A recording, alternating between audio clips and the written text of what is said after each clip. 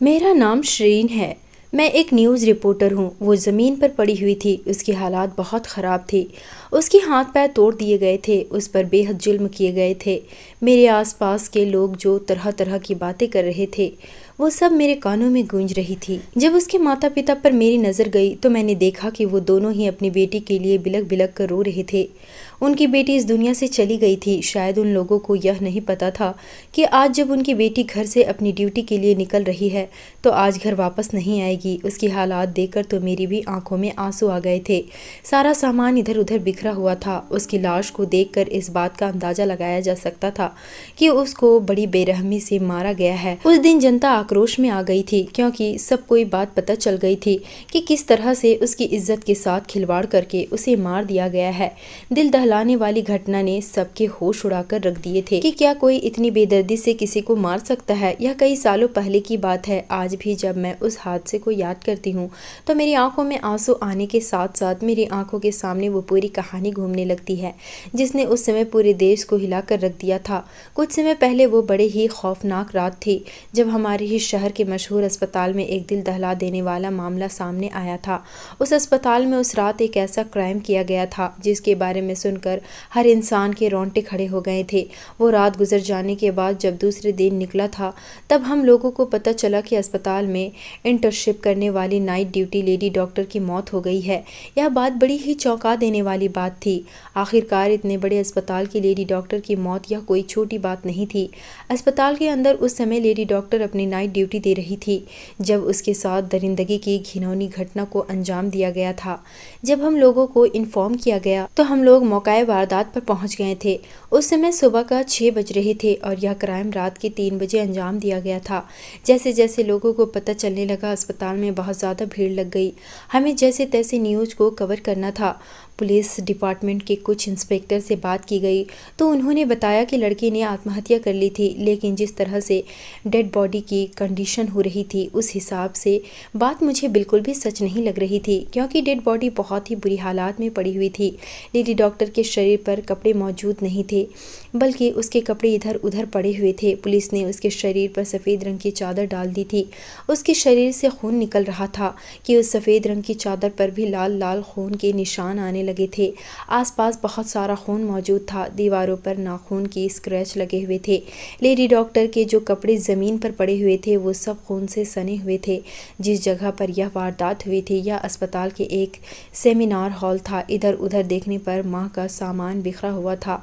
कहीं पर टूटा हुआ मोबाइल पड़ा था तो कहीं पर बिखरा हुआ तरह तरह का सामान था। एक तरफ उस लड़की के माता पिता बुरी तरह से रो रहे थे जो बार पर अपनी मरी हुई बेटी को आवाज़ लगा रहे थे। फिर जल्दी जल्दी डेड बॉडी को पुलिस ने अपनी हिरासत में ले लिया। हम लोग वहाँ पर मौजूद एक इंसान का इंटरव्यू ले रहे थे जो अलग अलग तरह की बातें बता रहे थे। कोई कहता कि इस लड़की की इज्जत ख़राब की गई है तो कोई कहता कि इस लड़की ने आत्महत्या कर ली है। सभी लोग अजीब अजीब तरह की बातें कर रहे थे। इस लड़की की मौत बहुत ख़तरनाक तरीके से हुई थी क्योंकि इसको मानने वाले लोगों ने सबसे पहले इसके शरीर को बुरी तरह से जख्मी कर दिया था। शायद इसके साथ ही सब कुछ करने वाला कोई एक इंसान नहीं बल्कि कई सारे लोग थे, मगर ऐसा किसने किया था यह बात अभी खुलकर सामने नहीं आ रही थी क्योंकि अभी लड़की की डेड बॉडी को पुलिस ले गई थी। माता पिता बुरी तरह से रो रहे थे। डेड बॉडी का पोस्टमार्टम होना था। पुलिस जाती वहाँ पर किसी को रोकने नहीं दे रही थी क्योंकि पुलिस ने वारदात की जगह को सील कर दिया था। आम जनता और हम जैसे मीडिया कर्मियों को वहां से जाने के लिए कहा गया था, मगर हमें तो सारी हकीकत लोगों के सामने लानी थी। लड़की के माँ बाप अभी तो इतनी बुरी तरह से रो रहे थे कि वो किसी को कुछ भी बताने की हालात में नहीं थे। मैं इसके से रिलेटेड हर इंसान का इंटरव्यू लेना चाहती थी जो मुझे बता सके कि आखिर इस लड़की के साथ क्या हुआ था कि इस तरह की मौत हुई। कोई तो होगा जो बात जानता होगा। इसका साफ साफ कहना था कि लड़की ड्रग्स ली हुई थी, नशे की हालात में से अपनी जान ले ली, लेकिन वहाँ जैसे हालात थे उसको देखकर मैं यह मान ही नहीं सकती थी कि लड़की अपनी जान को ले सकती है क्योंकि खुदकुशी करने वाला इंसान खुद अपने हाथों से अपने कपड़े नहीं उतार सकता। खुदकुशी करने वाला इंसान की हालात इतनी बुरी नहीं होती जितनी बुरी लड़की की हो रही थी। क्या वह अपने आप को इतनी बुरी तरह से मारेगी कि ज़मीन पर चारों तरफ उसके शरीर से निकली खून की छींटे होंगी। जब उसे आत्महत्या करनी थी तो क्या वो अपना ध्यान आत्महत्या से हटाकर इधर उधर का सामान फेंकने लगी। ये सारे सवाल मेरे दिमाग में घूम रहे थे। धीरे धीरे धीरे मैंने लोगों का इंटरव्यू लेना शुरू कर दिया था। मुझे जो मिलता उसी से मैं पूछताछ करने लग जाती थी। आखिर मैं इस रात तक पहुंचना चाहती थी कि इस लड़की के साथ क्या हुआ था। एक अजीब बात यह थी कि लड़की के डेड बॉडी को जल्दी ही पोस्टमार्टम के ले लिया गया था और ये पोस्टमार्टम किसी और अस्पताल में नहीं बल्कि इसी अस्पताल में करवाया जा रहा था। यह बात मेरी कुछ समझ नहीं आई थी क्योंकि जिस जगह पर वारदात हुई थी उसी जगह पर लड़की का पोस्टमार्टम करवाना मुझे कुछ ठीक नहीं लगा था। पुलिस वाले चाहते तो लड़की का पोस्टमार्टम किसी दूसरे अस्पताल में भी करवा सकते थे। एक यह भी सवाल जनता और हमारे दिमाग में घूम रहा था कि क्या पुलिस वाले भी समय मिले हुए थे। अभी तो यह बात क्लियर होकर नहीं आई थी कि इस लड़की की इज्जत खराब हुई है या नहीं, इसको मारा गया है या फिर उसने खुद की आत्महत्या की है। यह सब भी पोस्टमार्टम की रिपोर्ट आने के बाद क्लियर हो जाना था। 2 दिन के बाद जब पोस्टमार्टम की रिपोर्ट आई तो हम सब लोगों के दिल दहल पर रह गए थे क्योंकि पोस्टमार्टम की रिपोर्ट में बात साबित हो चुकी थी कि लड़की ने आत्महत्या की है और यह बात भी साबित हो गई है कि उस समय वह नशे की हालात में थी। उसने ड्रग्स ली हुई थी। ना जाने क्यों मेरा दिल यह मानने के लिए तैयार ही नहीं था। मुझे तो ऐसा लग रहा था जैसे पुलिस प्रशासन, अस्पताल की टीम या सब लोग आपस में मिले हुए हैं और कोई ना कोई बात छुपा रहे हैं। वारदात होने के 2 घंटे बाद जिन जिन मीडिया कर्मियों के पास उस जगह की और लड़की की कवरेज बनी हुई थी वो सब न्यूज़ चैनल और सोशल मीडिया पर वायरल हो चुकी थी, जिससे जनता में आक्रोश पैदा हो गया था क्योंकि जनता ने भी आइडिया लगा लिया था कि इस लड़की ने सुसाइड नहीं की है बल्कि इसके साथ कुछ गलत किया गया है। जनता मांग थी कि आरोपियों को सामने लाया जाए, लेकिन आरोपी कौन थे, किस किसने उसके साथ यह सब किया था और क्यों किया था, यह बात अभी तक लोगों के सामने नहीं आई थी। पुलिस वाले बार बार यही कह रहे थे कि लड़की ने सुसाइड की है। जिस डॉक्टर ने उस लड़की का पोस्टमार्टम किया था उसने भी अपने बयान में यही कहा था कि लड़की ने सोर्स की है। समझ नहीं आ रहा था कि ये लोग आरोपियों के साथ मिले हुए हैं या फिर कोई और बात है। मैं इस गुत्थी को सुलझाना चाहती थी। पुलिस प्रशासन अभी इस केस पर काम कर रहा था मगर मुझे तो ऐसा लगता था कि पुलिस के लोग भी बिक चुके हैं। तभी तो लोगों को भी यह बात नजर नहीं आ रही थी कि आत्महत्या के केस में और मर्डर केस में काफ़ी डिफरेंट होता है। जो डिफरेंस पब्लिक और हम लोगों को साफ साफ नज़र आ रहा था। मगर आम जनता तो इन बड़े लोगों के सामने ना तो बोल सकती है और ना ही कुछ कर सकती है। लोग सिर्फ इतना ज़रूर करते हैं कि सड़कों पर आकर प्रोटेस्ट करते हैं। हैरानी वाली बात तो ये थी कि उस लड़की का शव पोस्टमार्टम होने के बाद अंत संस्कार करने के लिए उसके माता पिता को नहीं दिया गया था बल्कि पुलिस प्रशासन ने अपनी निगरानी में शमशान घाट जाकर उसका जल्दी ही अंतिम संस्कार करवा दिया गया था। माता पिता को भी अपनी बेटी के अंतिम समय में उससे मिलने नहीं दिया गया था। 4 लोग भी क्या कर सकते थे। लोग थे, क्या पता लोगों ने उनको भी डरा धमका कर खामोश करवा दिया हो, इसलिए वो लोग सब कुछ खामोशी से होता हुआ देख रहे थे और लोगों के पास रोने धोने के अलावा और कोई रास्ता नहीं था। हमारी टीम इस केस की छोटी से छोटी चीज़ पर नज़र रखती हुई और हर मूवमेंट को अपने कैमरे में कैद करने के बाद उन लोगों तक शेयर कर रही थी। लेकिन अजीब बात यह थी कि मीडिया को भी हर बात से बेखबर रखा जा रहा था और फिर मीडिया को यह कहकर शांत कर दिया गया था कि यह बात साबित हो चुकी है कि लड़की ने आत्महत्या की है, इसलिए उसकी मौत हुई थी। किसी को भी बात को बढ़ावा देने की ज़रूरत नहीं है। इस केस को यहीं पर ख़त्म कर दिया जाता है। जनता में जो आक्रोश था वो भी थम कर रह गया था क्योंकि पुलिस और बड़े बड़े लोगों के सामने कोई भी कुछ नहीं कर सका था। लड़की के अंतिम संस्कार के बाद सब लोग शांत होकर बैठ गए थे मगर मैं शांत होकर नहीं बैठ सकती थी। मैंने ठान लिया था कि मैं इस केस की तह तक पहुँच कर रहूँगी, इसलिए मैं आपके लिए ही अपना कैमरा उठा आकर कुछ दिनों के बाद उस लड़की के पेरेंट्स से मिलने के लिए उनके घर चली गई थी। वहां जाने के बाद मैंने उनसे मुलाकात की तो वो लोग बहुत ज़्यादा दुख में थे। आखिरकार वो माता पिता थे और जवान बेटी की तरह से मौत पर और लोगों को तो अपना ही होश नहीं था। मैंने बड़े प्यार से उनका इंटरव्यू लिया और लोगों को यकीन दिलाया कि आपका इंटरव्यू हमारे लिए बहुत अहम हो सकता है। आपकी बेटी को इंसाफ मिल सकता है क्योंकि मेरा भी दिल नहीं मानता कि आपकी बेटी ने आत्महत्या की है। कि आप मुझे अपनी बेटी के बारे में, उसकी ज़िंदगी के बारे में सब कुछ बता सकते हैं। मैं आपकी बेटी के बारे में सब कुछ जानना चाहती हूँ। काफ़ी देर तक तो वो दोनों अपनी बेटी को याद करते हुए रोने लगे, लेकिन फिर थोड़ी देर के बाद उन्होंने मुझे बताना शुरू किया कि हम लोग मिडिल क्लास फैमिली के लोग थे। हमारे पास किसी चीज़ की कमी नहीं थी। फिर भगवान ने हमें हमारी बेटी रुचि को हमारी ज़िंदगी में शामिल कर दिया। बचपन से ही हमने अपनी बेटी को बड़े प्यार से रखा था। आखिर वो हमारी इकलौती बेटी थी।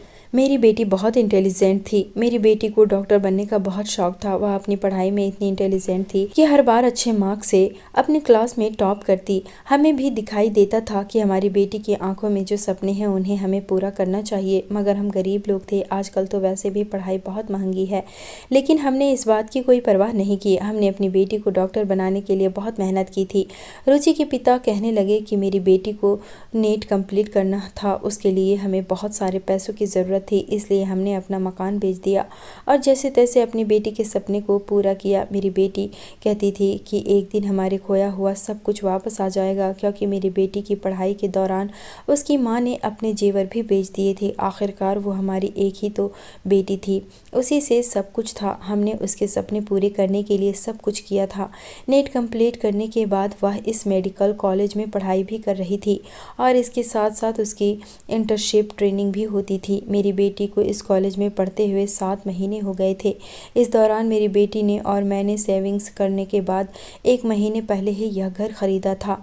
यह घर खरीदने पर मेरी बेटी बहुत खुश हो रही थी, क्योंकि कुछ सालों पहले जब मैंने अपनी बेटी की पढ़ाई के लिए अपना मकान बेच दिया था तो वो सबसे ज़्यादा दुख में आ गई थी और यही कहती थी कि डॉक्टर बनने के बाद वो सब कुछ ठीक कर देगी। मगर हमें क्या पता था कि जब उसकी खुशियों के दिन आने वाले हैं तो वही इस दुनिया को छोड़कर चली जाएगी। मैं उन लोगों की बातों को बड़े गौर से सुन रही थी। मैंने कहा, अंकल आंटी, क्या आप लोगों को किसी पर शक है कि आपकी बेटी का कोई दुश्मन था, कि वो किसी बात से परेशान थी, किसी से रिलेशनशिप में थी, या फिर उसका कोई रिश्ता वगैरह हो रखा था? रुचि की मम्मी कहने लगी कि नहीं बेटा, ना तो उसका कहीं पर रिश्ता तय हुआ था और ना ही उसका कोई बॉयफ्रेंड था, क्योंकि हमने अपनी बेटी को हमेशा खुले माहौल में रखा था। हम ऐसे लोग नहीं थे जो बेटियों को दबाव में रखते थे। हमारी बेटी हमारे साथ फ्रेंडली बिहेव करती थी, इसलिए अगर उसका कोई बॉयफ्रेंड होता तो वह ज़रूर हमें बताती। हमारी बेटी का कोई दुश्मन भी नहीं था। वो तो बिहेवियर की इतनी अच्छी थी कि लोगों से प्यारी और मीठी बातें करती थी। भला हमारी इतनी प्यारी बेटी से कौन नफरत करेगा? मेरी बेटी भी किसी से नफरत नहीं करती थी, बल्कि वो तो लोगों को अपने अच्छे स्वभाव से अट्रैक्ट करने वाली लड़की थी। हाँ, मगर वो कुछ दिनों से परेशान चल रही थी। जिस दिन से हम लोग इस घर में आए थे वह बहुत परेशान रहने लगी थी। एक तरफ इस घर में आने के बाद बहुत खुश थी, लेकिन हम लोग देखते थे कि जब वह हमारे खाना खा रही होती थी या हम लोगों के पास बैठी हुई होती थी तो उसके नंबर पर किसी की कॉल आती थी। वो जब बात करती थी तो अचानक उसके चेहरे की हवाइयाँ उड़ जाती थी और उसके मुंह से निकलते हुए शब्द थम जाते थे। वो इतनी ज़्यादा परेशान रहने लगी थी कि घर में ठीक से खाना भी नहीं खा पा रही थी। मैंने कहा कि आपने भी अपनी बेटी से उसके परेशान होने की वजह पूछी नहीं, और वह कॉल इसकी आई थी। क्या उस कॉल के बारे में आपको पता है? कुछ रुचि की मम्मी कहने लगी। हाय, एक बार मैंने उस पर बहुत प्रेशर डाला था और उससे पूछा था कि मुझे बताओ कि तुम इतनी परेशान रहने लगी हो, तो उसने मुझे बताया था कि अस्पताल में बहुत से ऐसे काम हो रहे हैं जिन पर रोक लगाना चाहती है, मगर उसके पास कोई ऐसा ठोस सबूत नहीं है जिसकी वजह से अस्पताल के गलत लोगों की सच्चाई को सामने ला सके। मैंने कहा, आंटी मुझे ज़रा एक्सप्लेन करिए कि कौन सी सच्चाई और किस तरह के गलत काम, कैसे रुचि ने आपको इस बारे में बताया था? तो वो रोते हुए कहने लगी कि हाँ बेटा, बताया तो था। दरअसल अस्पताल में रुचि को पता चला था कि अस्पताल में लड़कियों का धंधा चल रहा है, और पिछले 3 महीने पहले रुचि को एक खबर और पता चली थी कि अस्पताल में ऑपरेशन के दौरान पेशेंट के ज़रूरी अंग निकालकर महंगे दामों में बेचने का धंधा भी चल रहा है। यह बात जब रुचि को पता चली थी तो उसने अस्पताल के बोर्ड ऑफ डायरेक्टर से अस्पताल के सीनियर को डॉक्टर की शिकायत की थी, जिन पर मेरी बेटी को शक था। लेकिन हैरानी वाली बात ये थी कि उन्होंने मेरी बेटी को ही गलत साबित ठहरा दिया था और कहा था कि तुम हमारे सीनियर डॉक्टर से पर इल्ज़ाम लगा रही हो। पिछले 3 महीने पहले मेरी बेटी को खामोश करवा दिया गया था। इसके कुछ दिन बाद ही पता चला था कि लोगों ने नेट कंप्लीट करने वाले स्टूडेंट के साथ भी कुछ घोटाला किया है। मेरी बेटी को यह बात ठीक से तो पता नहीं थी, मगर वो इतना जानती थी कि इस काम में भी अस्पताल के कुछ सीनियर डॉक्टर्स ही शामिल थे। मेरी बेटी को जो भी बात पता चलती थी वो इस बात की तह तक पहुंचने की कोशिश करती थी, लेकिन जब अब उसका नाम अस्पताल के स्टाफ के सामने आ जाता था तो उसे डराया धमकाया जाता था। मगर वह हार मानने वालों में से नहीं थी। कई बार हमने अपनी बेटी को समझाया था कि तुम परेशान मत हो, गलत लोगों का सच हमेशा सामने आ जाता है। मेरी बेटी को जो कुछ भी पता था वह सब की वजह से बहुत टेंशन में रहती थी और उसके पास जब धमकी भरी कॉल्स आती थी तो वो डर कर कहती थी कि मैं अस्पताल से इस नौकरी को छोड़ दूंगी, मुझे नहीं परिणाम आगे मुझे नहीं बनना बड़ी डॉक्टर। हम लोग अपनी बेटी को तसल्ली दिया करते थे और उसे कहते थे कि ज़रूर अस्पताल के कुछ लोग तुम्हारी कामयाबी से जलते होंगे, तभी तो वो तुम्हें ऐसे डराने की कोशिश कर रहे हैं। तुम डरो नहीं, अगर तुम वहाँ से नौकरी छोड़ना नहीं चाहती हो तो तुम इतना कर सकते हो, तुम बस अपनी पढ़ाई पूरी कर लो, उसके बाद तुम अपना अलग क्लिनिक खोल लेना। लेकिन जब तक तुम्हारी यहाँ से पढ़ाई पूरी नहीं हो जाती तब तक तुम्हें हार नहीं माननी चाहिए, क्योंकि हम लोगों ने बहुत सारे सेक्रीफाइस करने के बाद तुम्हें यहाँ तक देखा है। अब तुम्हें हिम्मत नहीं हारनी चाहिए और डायरेक्ट ऐसे लोगों का मुकाबला करना चाहिए। मेरी बेटी को मेरी बात समझ में आ गई थी। अभी हाल फिलहाल में भी हमारी बेटी को धमकी भरी कॉल आ रही थी। हमने सोचा कि सब कुछ ठीक हो जाएगा, मगर हमें नहीं पता था कि हमारी बेटी के साथ इतना बड़ा हादसा हो जाएगा। हमारी बेटी को मारा गया है, उसने आत्महत्या नहीं की है, वह घर से खुशी खुशी निकली थी, हम लोगों का आशीर्वाद लेकर निकली थी, तो फिर वह आत्महत्या कैसे कर सकती है। बल्कि हमें तो उसके मरने के 3 घंटे बाद यह खबर दी गई कि हमारी बेटी ने आत्महत्या कर ली है। जब हम दौड़ते हुए अस्पताल पहुंचे और अपनी बेटी की हालात देखी तो हमें हमारी बेटी की लाश के करीब तक नहीं जाने दिया और पोस्टमार्टम होने के बाद जल्द ही उसका अंतिम संस्कार भी कर दिया गया। मेरी बेटी ने आत्महत्या नहीं की है, उसे मारा गया है और बहुत बेरहमी के से मारा गया है। हम गरीब लोग भला किस तरह इन बड़े लोगों का सामना करें। बस हम तो यही चाहते हैं कि हमारी बेटी को इंसाफ मिले। वह बहुत अच्छी थी, उसके साथ बहुत बुरा हुआ। यह कहकर उसके मम्मी पापा फूट फूट कर रोने लगे थे। मगर इतना ज़रूर था कि मुझे इन लोगों से काफ़ी सारी इन्फॉर्मेशन मिल गई थी। इसका मतलब यही था कि अस्पताल में जो कुछ भी हो रहा है ज़रूर रुचि ने इसके खिलाफ आवाज़ उठाने की कोशिश की होगी और बदले में लोगों ने उसके साथ सब कुछ किया। मैंने कहा कि रुचि की कुछ फ्रेंड से, कलीग से जिनको आप लोग जानते हो, क्या उनका कॉन्टैक्ट या एड्रेस आप लोगों के पास है, क्योंकि मैं उन लोगों से मिलना चाहती हूँ, उनका इंटरव्यू लेना चाहती हूँ। रुचि के पेरेंट्स ने मुझे उसके कलीग्स और फ्रेंड्स ने नंबर दे दिए थे। सबसे पहले मुझे रुचि के फ्रेंड्स के पास जाना था जो कि बहुत करीब से जानते थे, क्योंकि कुछ ऐसे लोग होते हैं जो अपनी परेशानियां कोई भी बात अपनी फैमिली से शेयर करने से पहले अपने फ्रेंड्स से शेयर ज़रूर करते हैं। मैं रुचि के फ्रेंड्स के पास गई। रुचि की ज़्यादा फ्रेंड्स तो नहीं दी, उसकी सिर्फ 2 ही फ्रेंड्स थी। पहले मैं उसकी फ्रेंड पायल से मिली। पायल से मेरी मुलाकात कैफ़े में हुई थी। मैंने उसकी फ्रेंड से पूछा था कि रुचि का नेचर उसके साथ कैसा रहता था। वह ज़रूर आपसे अपनी पर्सनल लाइफ डिस्कस करती होगी, क्या उसकी ज़िंदगी में कोई था और आप उसके बारे में क्या क्या जानती हैं, क्या आप मुझे डिटेल से बता सकती हैं। वो मुझे सब कुछ बताने में घबरा रही थी, मगर फिर मैंने उसे तसल्ली दिलाई और कहा कि आप नहीं चाहती कि रुचि को इंसाफ मिले। मेरी बात सुनकर उसने मुझे सब कुछ बताना शुरू कर दिया था। वो ज़्यादा कुछ खास तो नहीं जानती थी। उसने यही बताया था उसका किसी लड़के के साथ अफेयर नहीं था। वह हम लोगों से भी कम ही मिलती थी।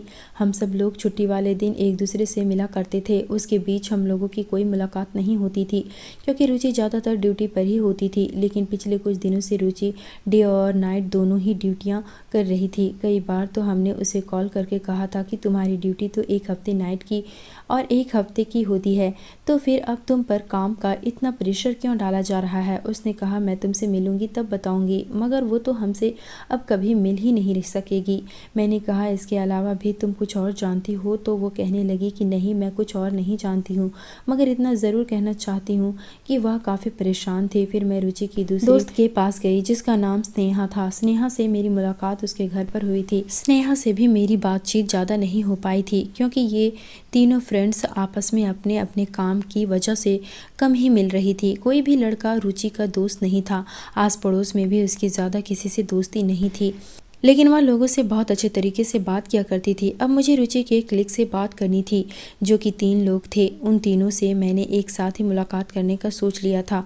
उन तीनों में से एक का नाम डॉक्टर अनिल गर्ग था, एक का नाम डॉक्टर स्वाति और दूसरे का नाम डॉक्टर प्राची था। उन्होंने बारी बारी मुझे रुचि के बारे में बताया। डॉक्टर स्वाति डॉक्टर प्राची ने बताया कि उस रात हम चारों की अपने डिपार्टमेंट में नाइट ड्यूटी थी, जबकि कई दिनों से डॉक्टर रुचि को 24 घंटे ड्यूटी के लिए कहा गया था। यह बात तो हम लोग भी जानते हैं कि वो बहुत ज़्यादा परेशान रहने लगी थी और वो परेशान थी। यह बात हमने जब उनसे पूछी तो उन्होंने हमें अस्पताल में होने वाले गौरख धंधों के बारे में बताया था। अस्पताल में बहुत कुछ गलत होता है। हम लोग भी जानते हैं, मगर हम लोगों ने कभी भी आवाज़ उठाने की कोशिश नहीं की, क्योंकि हम सभी यहाँ अपना सपना पूरा करने के लिए आए हैं। कई दिनों से अस्पताल के सीनियर डॉक्टर उसे धमकियाँ दे रहे थे और उसे खामोश रहने के लिए कह रहे थे, मगर वो लोगों के खिलाफ सबूत इकट्ठा करने में लगी हुई थी।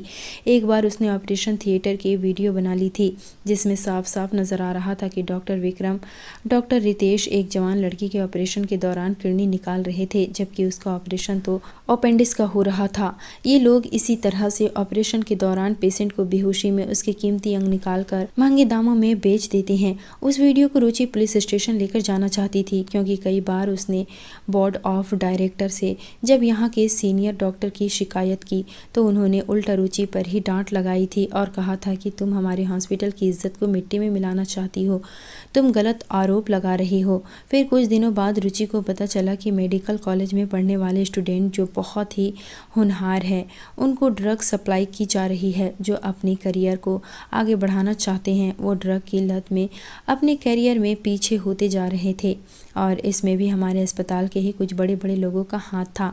एक सबूत तो रुचि के पास आ चुका था, जिसको वह पुलिस के पास ले जाना चाहती थी, मगर ना जाने कैसे अस्पताल के कुछ लोगों को भनक लग गई और उन्होंने रुचि का मोबाइल तोड़ दिया था और उसे धमकी दी थी कि अगर तुमने कुछ भी ऐसा करने की कोशिश की तो तुम्हें इसकी बहुत बड़ी सज़ा मिलेगी। रुचि लोगों की धमकी में आ गई थी और फिर उसने खामोशी साध ली थी। रुचि बहुत अच्छी लड़की थी, सारे की बहुत मदद की करती थी, कभी भी उसने किसी पेशेंट या अस्पताल में किसी के साथ बदतमीजी नहीं की थी। रुचि के मोबाइल से सबूत तो वो लोग ख़त्म कर चुके थे, मगर रुचि को अभी भी ब्लैकमेल किया जा रहा था। कई दिनों से रुचि को नाइट और डे की ड्यूटी करवाई जा रही थी ताकि उसे अपनी गलती का एहसास हो सके। इस दौरान वो अपने घर पर भी नहीं जा पा रही थी, मगर फिर जब कुछ दिन गुजरे तो धीरे धीरे सब कुछ ठीक हो गया था। हमें भी यही लगा कि रुचि ने हार मानकर बहुत अच्छा किया, मगर हमें नहीं पता था कि एक दिन इस तरह से रुचि हम लोगों को छोड़कर चली जाएगी।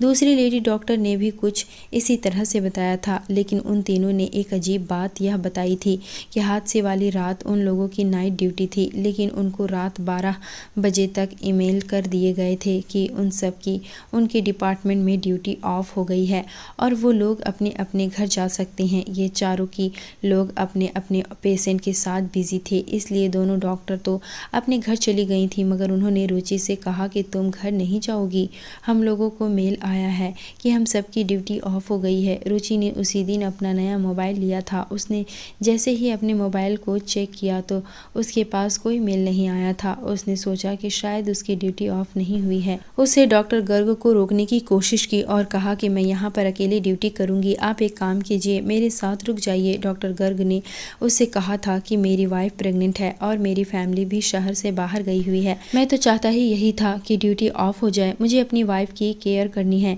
इसलिए मेरे घर जाना बहुत ज़रूरी है। मगर तुम परेशान मत हो, यहाँ पर तो काफ़ी सारे लोग हैं तुम्हारी हेल्प करने के लिए, और वैसे भी सुबह के 4 बजे तुम्हारी ड्यूटी दूसरे डिपार्टमेंट में शिफ्ट कर दी जाएगी, फिर तुम्हें टेंशन लेने वाली कोई बात ही नहीं है। उसने कहा कि मेरी बात सुनकर रुचि बेफिक्र हो गई थी कि डिपार्टमेंट में उसके भी अलावा काफ़ी सारे लोग हैं, वो अकेली नहीं है। और अगले ही दिन ये सब कुछ हो गया। मैंने कहा जब तुम लोगों को इतनी बात पता थी तो तुम में से किसी ने भी पुलिस को कुछ बताने की कोशिश क्यों नहीं की। वो तीनों डॉक्टर कहने लगे कि मैडम हम किसी बड़ी मुसीबत में नहीं पड़ना चाहते, हमने देख लिया है कि रुचि का क्या हाल हुआ है। मैंने लोगों से कहा था कि मुझे शर्म आती है, तुम जैसे लोग पर रुचि तुम्हारी कली थी, तुम लोगों के साथ काम करती थी। जब तुम लोग खामोश रहोगे तो उसे इंसाफ कैसे मिलेगा। यह बात तो सभी अच्छी तरह से जानते हैं कि रुचि का मर्डर किया गया है, उसने आत्महत्या नहीं की है, तो क्या तुम लोग उसकी मदद नहीं करना चाहते। मेरी बात सुनकर उन तीनों ने अपना सर झुका लिया। मुझे रुचि की काफ़ी सारी इन्फॉर्मेशन मिल गई थी और हर इन्फॉर्मेशन से यही पता चलता था कि रुचि के साथ गलत करने वाले अस्पताल के ही लोग थे और लोगों ने रुचि से बदला लिया था, क्योंकि रुचि एक ईमानदार इंसान थी। वो कुछ भी गलत होता हुआ नहीं देख सकती थी, जुर्म के खिलाफ आवाज़ उठा रही थी और उसकी आवाज़ को दबा दिया गया। मुझे उस वार्ड बॉय से बातचीत करने का आइडिया आया जो उस रात उस डिपार्टमेंट में मौजूद था। उसके बारे में जानकारी निकालकर मैं उससे भी मिलने के लिए चली गई थी। उसने मुझे बताया था कि उस रात अस्पताल में ज़्यादा कोई मौजूद नहीं था। लगभग 2:30 बजे के टाइम पर एक पेशेंट आया था, उसको हार्ट प्रॉब्लम थी। रुचि मैडम उनका इलाज कर रही थी। रुचि मैडम तब तक पेशेंट के साथ ही थी जब तक पेशेंट की हालात कंट्रोल में नहीं आई थी। रुचि मैडम के साथ डोनर्स और मैं भी मौजूद था। कुछ समय बाद पेशेंट की हालात कंट्रोल हुई तो उसकी देखरेख नर्स कर रही थी। रात बहुत दूर थी, इसलिए रुचि मैडम आराम करने के लिए सेमिनार हॉल में चली गई थी। मैंने दो सीनियर डॉक्टर्स को सेमिनार हॉल की तरफ जाते हुए देखा था। सीनियर डॉक्टर ने मुझसे कहा था कि डिपार्टमेंट में जितने भी पेशेंट हैं उनके लिए दूसरे स्टाफ को आना है। अब यहाँ पर जितने भी लोग हैं सब दूसरे वाले डिपार्टमेंट में चले जाओ। इस इन्फॉर्मेशन के बारे में डिपार्टमेंट के सफाई कर्मचारी, वार्ड बॉय और नर्स को भी बता दिया आया था और वो सभी लोग वहाँ से चले गए थे। मैंने उससे कहा, और रुचि मैडम कहाँ थी? तो वो कहने लगा कि पता नहीं उन्होंने शुगर मैडम से भी जाने के लिए कहा था या नहीं। हमें तो रुचि मैडम की मौत के बारे में तब पता चला था जब एक सफाई कर्मचारी सेमिनार हॉल से कुछ सामान लेने के लिए सुबह के 4:30 बजे के टाइम पर गया तो उसने जोर जोर से चिल्लाना शुरू कर दिया। उसके शोर पर वहाँ सारे लोग इकट्ठा हुए थे और फिर पुलिस को बुलाया गया था। मैंने कहा, इसका मतलब यह था कि धीरे धीरे वहाँ से सारे ही लोगों को गायब कर दिया गया था। अगर कोई बचा था तो वो से डॉक्टर रुचि थी। वार्ड बॉय कहने लगा कि कुछ ऐसा ही हो सकता है, धर्म से ज़्यादा कुछ इस मामले के बारे में नहीं जानता। मैंने कहा कि ठीक है, तुमसे मुझे बस इतना ही पूछना था। मेरे कुछ समझ नहीं आ रहा था कि मैं क्या करूं। सब लोगों से उनकी बातें सुनने के बाद मुझे रुचि पर बहुत तरस आ रहा था, मगर अजीब बात ये थी कि कुछ दिनों बाद ही लोगों के बीच इस बात को लेकर बहुत गुस्सा फैल गया था, क्योंकि फिर से केस ओपन हो गया था। अब यह कैसे हुआ ये तो मैं नहीं जानती थी। मेरा काम तो सिर्फ लोगों का इंटरव्यू लेना और न्यूज़ को कवर करना था। हमारी टीम को शमशान घाट जाने के लिए कहा गया था जहां पर रुचि का अंतिम संस्कार हुआ था। वहां के ऑनर से हमारी बात हुई थी। उन्होंने अपने इंटरव्यू में बताया था कि उस दिन हमारे पास रुचि नाम की लड़की से पहले 2 लोगों का शव और आना था जिनका अंतिम संस्कार होना था। उन दोनों के बाद ही रुचि का अंतिम संस्कार होता, मगर पुलिस वालों ने रुचि का अंतिम संस्कार करने में बहुत जल्दी कर दी थी। आखिर ऐसा क्यों था कि पुलिस वाले सबूत मिटाने चाहते थे? ज़रूरी नहीं है कि पुलिस दे अपार्टमेंट के सारे ही लोग उनके साथ मिले हुए थे। कुछ ऐसे ईमानदार ऑफिसर्स भी थे जिनको मैं जानती थी। मैंने उनसे कांटेक्ट किया और उनको रुचि के बारे में सब कुछ बता दिया था।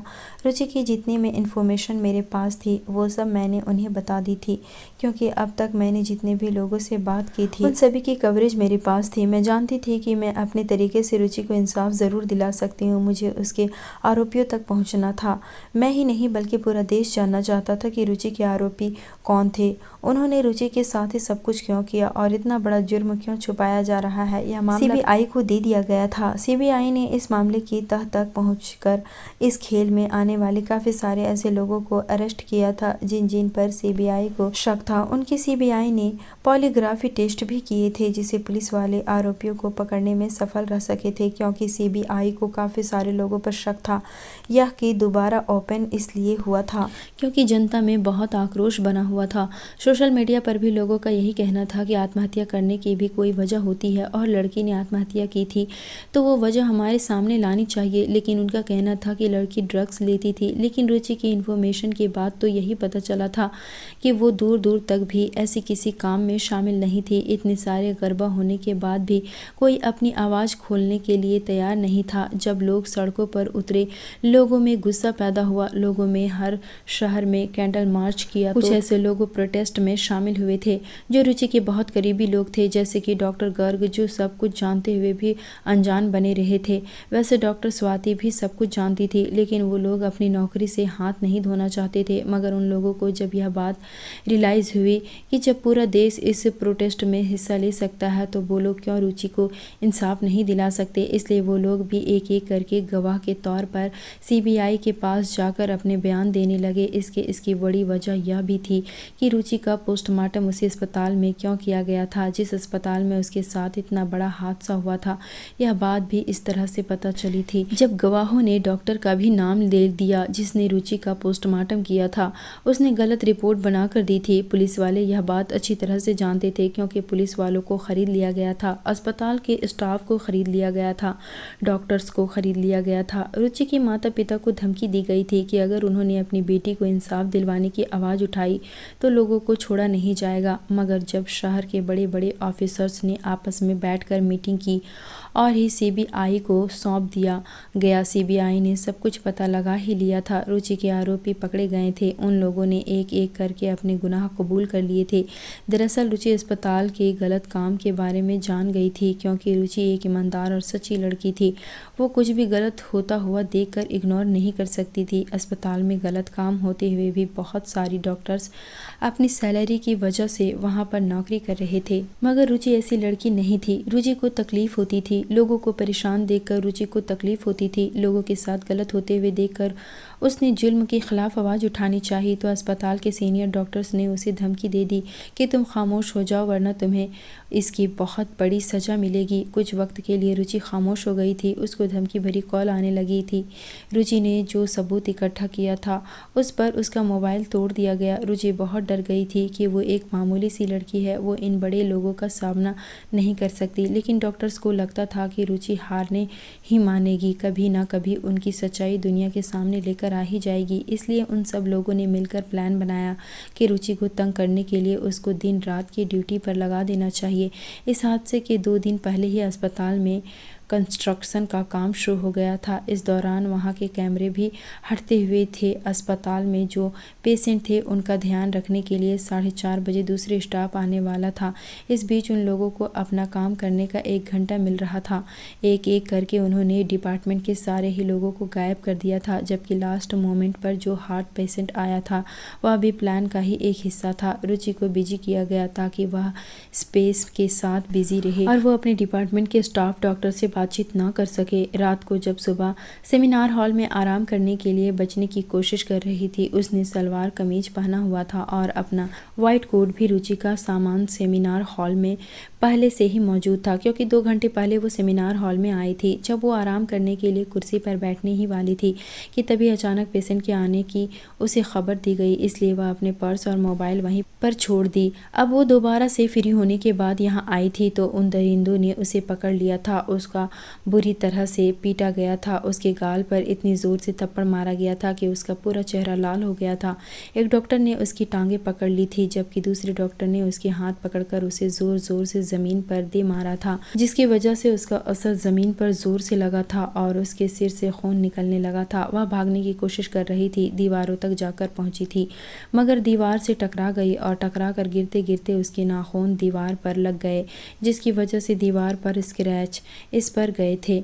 उन चारों दरिंदों ने एक एक करके उसके साथ गलत काम किया। चाकू से उसके शरीर को गोद दिया गया था। तड़पते तड़पते रुचि इस दुनिया से चली गई थी, लेकिन फिर भी उन दरिंदों को सुकून नहीं मिला तो रुचि की टांगें मोड़ दी गई थी, जिससे उसकी टांग की हड्डी टूट गई। उसे उल्टा करने के बाद उसकी रीढ़ की हड्डी पर इतनी ज़ोर से मारा गया था कि उसकी रीढ़ की हड्डी भी टूट गई थी। उसे कोई इंसान नहीं बल्कि प्लास्टिक की गुड़िया समझा गया था, जिसको जगह जगह से तोड़कर वो लोग बहुत खुश हो रहे थे और बार बार यही कह रहे थे कि हमारे मामले में टांग अड़ाने वाले इस इंसान के साथ हम यही करेंगे। आज तक किसी के इतनी हिम्मत नहीं हुई कि वह अस्पताल में होने वाले किसी भी काम में दखल अंदाजी करे, लेकिन यह लड़की हमारे काम में बार बार रुकावट डाल रही थी। रुचि के साथ सच में बहुत बुरा हुआ था।